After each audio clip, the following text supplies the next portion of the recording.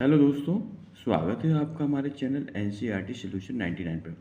दोस्तों, आज हम जो है हाई स्कूल परीक्षा वर्ष 2025 के अंतर्गत हिंदी विषय के प्रश्न पत्र को सॉल्व करेंगे बच्चों।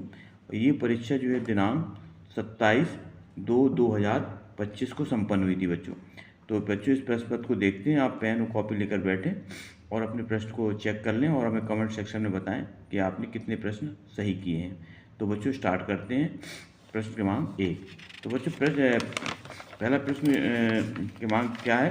बच्चों, पहला प्रश्न है कि सत्य सत्य बताना है। कमल तालाब को छोड़कर आकाश में खिल रहे थे। तो बच्चों, ये जो है कमल तालाब को छोड़कर आकाश में खिल रहे थे, रॉन्ग आंसर है बच्चों। ये झोपड़ी में खिल रहे थे। इसके बाद है चौपाई छंद अर्धसम मात्रिक छंद है। तो बच्चों, ये चौपाई जो है अर्धसम मात्रिक छंद नहीं है, जबकि चौपाई एक सम मात्रिक छंद है बच्चों। कैसा है? सम मात्रिक छंद है, इसलिए ये भी बच्चों रॉन्ग आंसर है चौपाई। जबकि दोहा जो है एक बच्चों अर्धसम मात्रिक छंद है। तो इसके बाद तीसरा क्वेश्चन है बच्चों, शीला अग्रवाल मंडू भंडारी की माँ थी। तो बच्चों, शीला अग्रवाल जो है मंडू भंडारी की माँ नहीं थी बच्चों, ये उनकी शिक्षिका थी, इसलिए ये भी बच्चों रॉन्ग आंसर है। इसके बाद है बच्चों, बिस्मिल्लाह खां को शहनाई वादन के लिए भारत रत्न मिला था। तो बच्चों, ये राइट आंसर है। बिस्मिल्लाह खां को जो है एक मशहूर बच्चों शहनाई वादक थे और इसके लिए उन्हें भारत रत्न पुरस्कार से सम्मानित किया गया था। इसके बाद है, जिस भाव से किसी काम को करने या होने का बोध होता है उसे क्रिया कहते हैं। तो बच्चों, ये क्रिया की ये डेफिनेशन है कि किसी काम को करने या होने से जिस भाव से का बोध होता है उसे क्रिया कहते हैं। तो बच्चों, ये राइट आंसर है। ये इसका बच्चों आपका राइट आंसर है। इसके बाद एक बच्चों, क्रिया जो है दो प्रकार की होती है, एक सकर्मक क्रिया और एक अकर्मक क्रिया। इसके बाद बच्चों, सभ्यता संस्कृति का परिणाम है। तो आपको याद रखना कि सभ्यता संस्कृति के परिणाम, ये बच्चों राइट आंसर है। इसके बाद है जो नेक्स्ट क्वेश्चन है बच्चों, इसमें सही जोड़ी मिलानी है। तो इसमें पहला संगतकार, जो संगतकार पाठ है बच्चों, इसके लेखक मंगलेश डबराल हैं। इनकी एक और रचना है बच्चों, पहाड़ पर लालटेन। दूसरा बच्चों, छंद के प्रकार। छंद के प्रकार बच्चों दो प्रकार के होते हैं, छंद वार्णिक छंद और मात्रिक छंद, आपको याद रखना है। तीसरा जो है बच्चों, बिस्मिल्लाह खां जो है अभी ऊपर पढ़ा हमने, बिस्मिल्लाह खां क्या थे बच्चों? ऊपर देखिए आप, इसी में आपका आंसर दिया है। बिस्मिल्लाह खां जो है शहनाई वादक थे। तो इसका बच्चों ये बिस्मिल्लाह खां का राइट आंसर शहनाई वादक। इसके बाद गले का हार बच्चों, ये मुहावरा है और गले का हार का अर्थ होता है बच्चों बहुत प्यारा, ये आपका मुहावरा है। संधि के प्रकार, संधि के प्रकार बच्चों तीन प्रकार की होती है, स्वर संधि, व्यंजन संधि और विसर्ग संधि। इसके बाद है बालम खीरा। बालम खीरा का संबंध बच्चों लखनऊ से है। तो इस तरह बच्चों ये आपकी सही जोड़ियाँ संपन्न होती हैं। आप इनको नोट कर लें और हमें कमेंट सेक्शन में लास्ट में बताएं कि आपने कितना स्कोर किया है। इसके बाद है बच्चों, एक वाक्य में उत्तर देना है, किसकी आवा अट नहीं रही थी। तो इसमें बताना बच्चों किसकी आवा नहीं अट रही थी। तो बच्चों, इसका राइट आंसर है बच्चों फागुन। फागुन मास जो है उसकी आवा अट नहीं रही थी। इसके बाद एक प्रबंध काव्य में कितने भेद होते हैं? तो बच्चों, प्रबंध काव्य के दो भेद होते हैं, खंड काव्य और महाकाव्य। खंड काव्य में बच्चों जीवन के किसी एक अंश या अंग की घटना का वर्णन होता है, जबकि महाकाव्य में समग्र जीवन का वर्णन किया जाता है। इसके बाद नेताजी सुभाष चंद्र बोस की प्रतिमा कहाँ लगाई गई? तो बच्चों, नेताजी सुभाष चंद्र बोस की प्रतिमा चौराहे पर लगाई गई थी, आपको इसको ध्यान रखना है। काला अच्छा भैंस बराबर का अर्थ क्या होता है? बच्चों, काला अच्छा भैंस बराबर ये मुहावरा है और इसका अर्थ होता है बच्चों अनपढ़ या मूर्ख। क्या होता है बच्चों? अनपढ़ या मूर्ख होना। बाबूजी राम नाम बही में कितने राम नाम लिखते थे? तो बच्चों, इसका राइट आंसर 500 बार लिखते थे राम नाम। इसके बाद साना साना हाथ जोड़ पाठ के आधार पर पहाड़ी कुत्ते कब भौंकते थे? तो बच्चों, पहाड़ी कुत्ते जो इनका जो समय था बच्चों चांदनी रात में, चांदनी रात में पहाड़ी कुत्ते भौंकते थे। बच्चों, साना साना हाथ जोड़ यात्रा वृतांत है, ये बच्चों आपको याद रखना है, ये यात्रा वृतांत है और इसके लेखक हैं बच्चों मधु काकरिया। इसके बाद बच्चों प्रश्न क्रमांक 3 देखते हैं। प्रश्न क्रमांक 3 में है सही विकल्प का चयन। प्रश्न क्रमांक 4 है बच्चों सही विकल्प का चयन करना है। वात्सल रस के श्रेष्ठ कवि माने जाते हैं। तो बच्चों, वात्सल रस के जो श्रेष्ठ कवि बच्चों सूरदास हैं, ये आपको याद रखना है और इन्हें वात्सल और श्रृंगार रस का श्रेष्ठ कवि माना जाता है। आचार्य रामचंद्र शुक्ल ने बच्चों इनके बारे में कहा है कि ये वात्सल रस के श्रेष्ठ कवि हैं। इसके बाद हवा की थिरकन का सिमटा हुआ संकोच माना जाता है बच्चों फसल को। ये फसल कविता जो है उसमें लिया गया, नागार्जुन की कविता बच्चों ये। वीर रस का स्थायी भाव होता है बच्चों उत्साह। वीर रस का स्थायी भाव उत्साह होता है बच्चों। भय भयानक रस का स्थायी भाव बच्चों भय होता है और श्रृंगार रस का रति होता है। और क्रोध आप बच्चों बताइए कमेंट सेक्शन में किस रस का स्थायी भाव है। इसके बाद हालदार साहब को कंपनी से काम से कस्बे से गुजरना पड़ता था। तो बच्चों, इसका राइट आंसर हर 15वें दिन कंपनी के काम से कस्बे से गुजरना पड़ता था। वॉच के प्रकार कितने होते हैं बच्चों? वॉच 3 प्रकार का होता है, कर्त वॉच, कर्मवाच्य और भाववाच्य। मधु काकड़िया की सहेली का नाम था, तो बच्चों मधु काकड़िया की सहेली का नाम था मणि था। ये इसका राइट आंसर है। इस तरह बच्चों हमारे प्रश्न क्रमांक 1 से 5 तक संपन्न होते हैं। अब इसके बाद प्रश्न क्रमांक बच्चों 6 देखते हैं, प्रश्न क्रमांक 5 देखते हैं।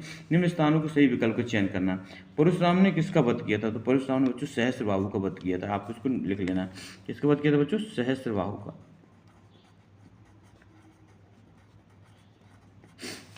और बच्चों ये राम लक्ष्मण परशुराम संवाद है, ये बालकांड से लिया गया प्रश्न है बच्चों। ये कमानी एक बच्चों महाकाव्य है। कमानी क्या है? महाकाव्य बच्चों। और ये रचना जो है वहाँ कमानी जो है जयशंकर प्रसाद का है, और इसमें 15 सर्ग होते हैं बच्चों, आप ये भी याद रखना। इसके बाद रस के कितने भेद होते हैं? तो बस रस के बच्चों 10 भेद होते हैं, इसको याद रखना। जबकि अंग बच्चों रस के 4 होते हैं। बाल गौन भगत की अवस्था थी बच्चों 60 के ऊपर थी। कितनी थी? 60 के ऊपर थी बच्चों बाल गौन भगत के ऊपर। इसके बाद है जिजीविषा। जिजीविषा का शब्द अर्थ होता है बच्चों जीने की इच्छा। क्या होता है बच्चों? जीने की इच्छा को एक शब्द के वाक्यांश के लिए एक शब्द है बच्चों, तो जीने की इच्छा को बच्चों जिजीविषा कहा जाता है।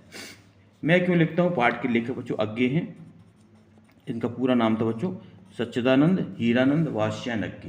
सच्चिदानंद हीरानंद वात्स्यायनज्ञ। और बच्चों ये प्रयोगवाद के प्रवर्तक कहे जाते हैं। किसके बच्चों? प्रयोगवाद के प्रवर्तक। इसके बाद बच्चों क्वेश्चन है, इनको भी आप देख लें। लेखक मन्नू भंडारी के पिता रसोई को भटियार खाना क्यों कहते हैं? मूर्ति पर लगा सरकंडे का चश्मा क्या उम्मीद जगाता है? प्रश्न क्रमांक 7 में पूछा गया था बच्चों भगत ने अपने बेटे की मृत्यु पर अपनी भावना किस प्रकार व्यक्त की? काशी में हो रहे कौन से परिवर्तन बिस्मिल्लाह खां को व्यथित करते हैं?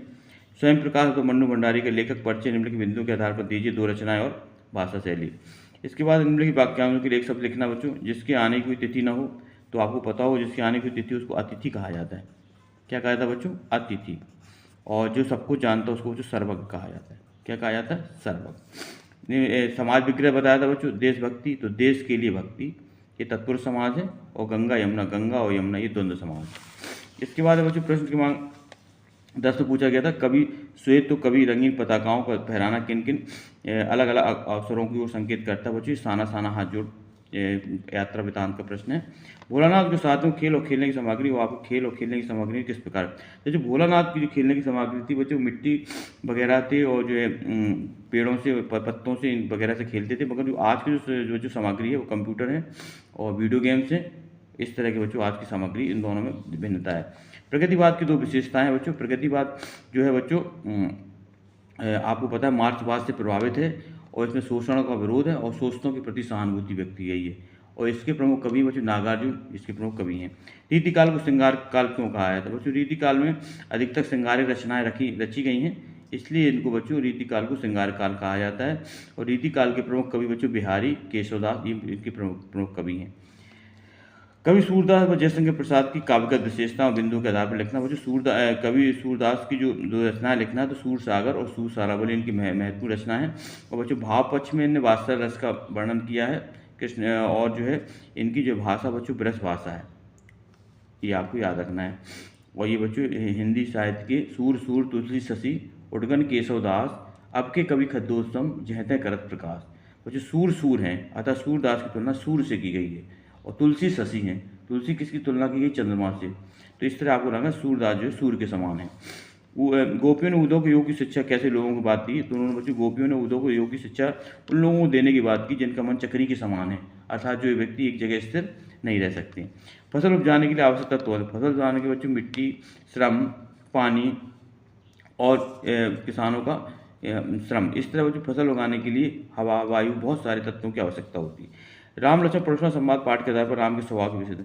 राम के स्वभाव बच्चों, राम एक मर्यादा पुरुष थे, और वो जो है उनका जो स्वभाव था बच्चों स्वाभिमानी, घमंडी नहीं थे, और अपने जो है गुरुओं का आदर करते थे, और मर्यादा पुरुषोत्तम थे। इस तरह की बच्चों विशेषताएं।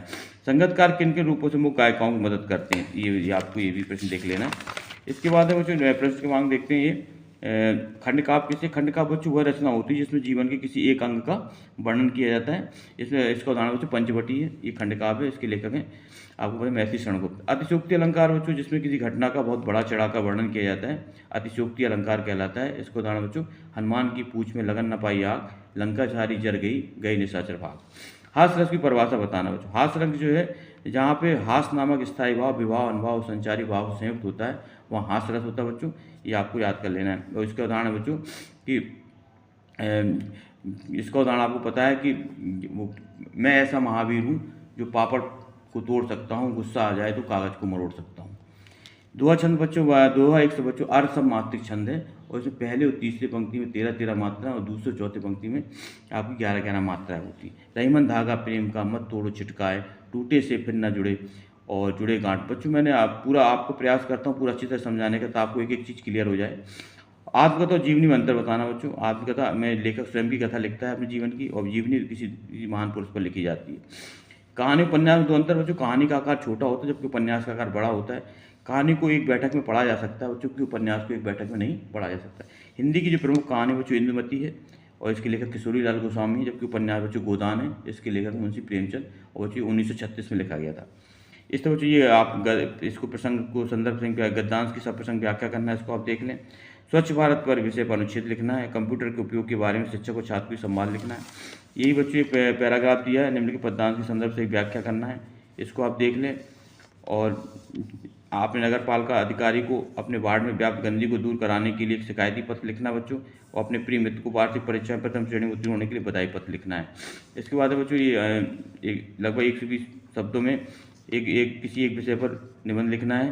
तो पर्यावरण प्रदूषण, कंप्यूटर का महत्व, वर्तमान समय विज्ञान के बढ़ते कदम, और जीवन में खेलों का महत्व, और नई राष्ट्रीय शिक्षा नीति पर।